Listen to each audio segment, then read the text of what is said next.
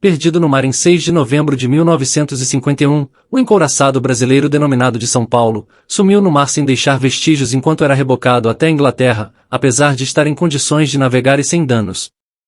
Que um poderoso navio de guerra, mesmo um morto, possa ser perdido devido a uma tempestade sem deixar vestígios parece ser muito improvável, e assim dando origem a um mistério que perdura até hoje. Antes de realmente começar o vídeo, não esqueça de deixar o like, se inscrever no canal e compartilhar bastante, valeu! O São Paulo foi um encouraçado da safra da Primeira Guerra Mundial concluído para o Brasil por uma firma britânica em 1910.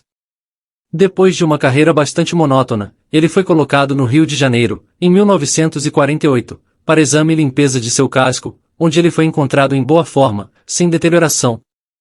Mas ele já não tinha valor como navio de combate por décadas, então foi atracado e esquecido, suas armas secundárias e leves removidas para uso em terra.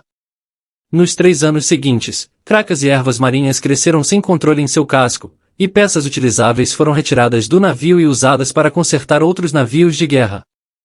Logo seus móveis começaram a desaparecer para uso em terra, então a escassez do pós-guerra fez de seus acessórios de latão, cobre e outros não ferrosos um alvo rico para catadores oficiais e não oficiais. Em 1951, uma companhia britânica comprou o navio, com a intenção de rebocá-lo de volta à Grã-Bretanha para desmontá-lo, e assim alimentar a demanda insaciável de sucata da Europa. Arranjos foram feitos para que 2 rebocadores marítimos, Dexterous e Butler, navegassem da Grã-Bretanha para o Rio e depois retornassem com São Paulo a reboque. Agentes foram contratados para agilizar o serviço do estaleiro no Rio para preparar o navio para sua viagem final, e o Sr. William Painter, diretor administrativo da companhia, foi encarregado de preparar o navio. Os rebocadores marítimos eram navios caros para alugar, especialmente para uma viagem de ida e volta daquela extensão, então o encouraçado tinha que ser preparado antes de eles chegarem. Painter era muito experiente em reboques de navios mortos, então ele sabia exatamente o que tinha que ser feito.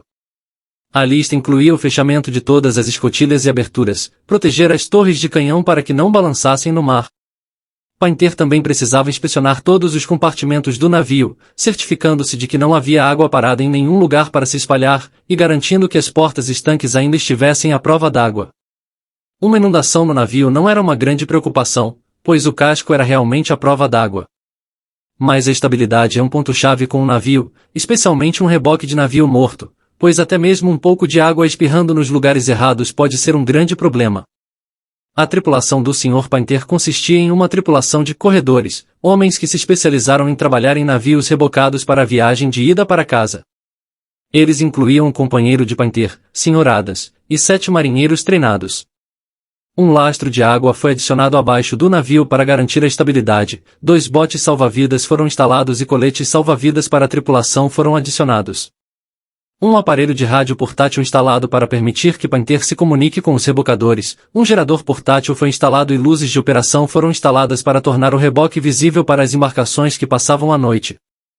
Em 20 de setembro, o grande casco deixou o Rio de Janeiro, retirado do porto por Butler, Dexterous e alguns rebocadores da Marinha do Brasil.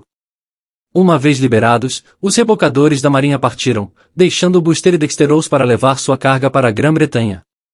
Durante 45 dias, o reboque atravessou o Atlântico, com Painter fazendo relatórios frequentes por meio de seu rádio. O único outro evento de interesse foi quando Dexterous desligou o reboque por 2 dias em meados de outubro para entrar em Dakar para reabastecer com óleo de bunker.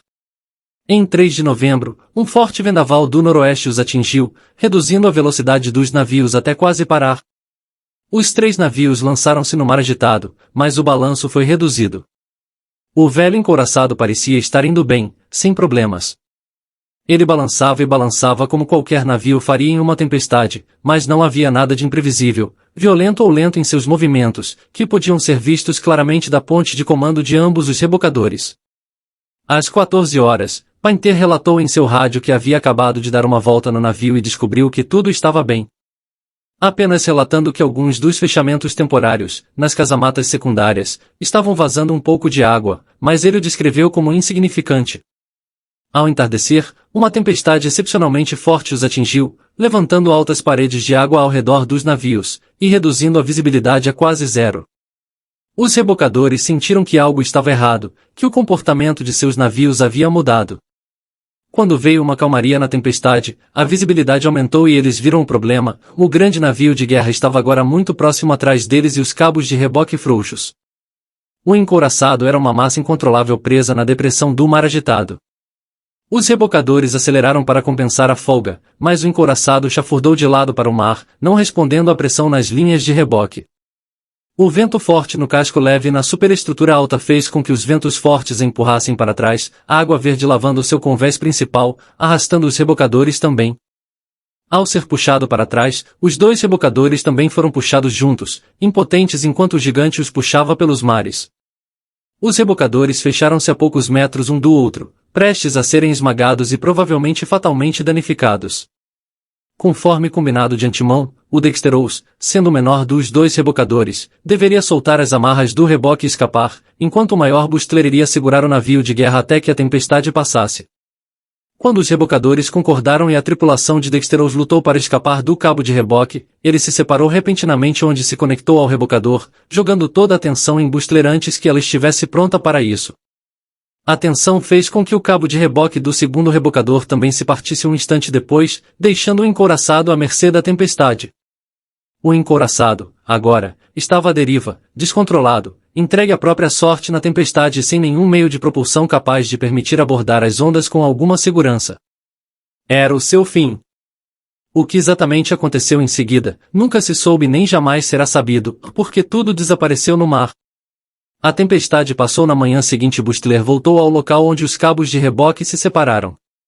Dexterous ficou muito danificado e teve que ir à Ponta Delgada para reparos. Mas o navio de guerra não estava em lugar nenhum. O rebocador foi acompanhado por navios dos Açores, juntamente com aeronaves da Força Aérea dos Estados Unidos, da Royal Air Force e da Força Aérea Portuguesa, operando nos Açores e em Gibraltar. Eles procuraram mais de 140 mil milhas quadradas até 10 de novembro, mas nenhum sinal do navio desaparecido e da tripulação foram vistos. Sem botes salva-vidas, sem coletes salva-vidas, sem corpos, sem detritos, nada. Nenhum vestígio do navio foi encontrado, ele simplesmente se foi. O tribunal de inquérito foi realizado pelo Ministério dos Transportes britânico referente à perda do navio de 4 a 8 de outubro de 1954, sendo o atraso causado pela incapacidade de obter qualquer informação da Marinha do Brasil. Até que o embaixador britânico no Brasil apresentou pessoalmente às autoridades brasileiras um questionário e teve como resposta que o navio havia sido vendido anos antes e não era mais propriedade ou problema deles. O tribunal considerou que o reboque havia sido devidamente preparado. Os rebocadores tinham um equipamento adequado e eram de tamanho mais do que adequado para fazer o trabalho. O momento do reboque não foi errado, pois havia todos os motivos para acreditar que o navio escaparia facilmente de qualquer tempestade. Ambos os capitães dos rebocadores testemunharam que, mesmo depois que os cabos de reboque quebraram, eles não tinham preocupações de que o encouraçado resistiria bem à tempestade. Verificou-se que os rebocadores agiram corretamente, segurando sua carga até que os cabos de reboque se romperam enquanto se preparavam para soltar um curso de ação prudente com os rebocadores em perigo iminente de colisão. No final, o tribunal não estava preparado para colocar a culpa em ninguém. Eles descobriram que os montadores, os capitães dos rebocadores e o inspetor estavam razoavelmente satisfeitos com o estado do navio, os reparos e os preparativos para o reboque. Os juízes também descobriram que todos os envolvidos agiram corretamente durante o reboque e depois que o reboque foi perdido. Finalmente, o tribunal concluiu que o encouraçado São Paulo provavelmente naufragou menos de uma hora depois que o cabo de reboque se partiu devido ao forte balanço que o navio morto sofreu, resultando em fortes inundações por aberturas danificadas na sua superestrutura.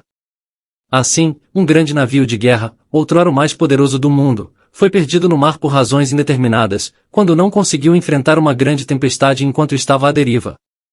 Uma resposta insatisfatória para um mistério marítimo, mas a única resposta que teremos.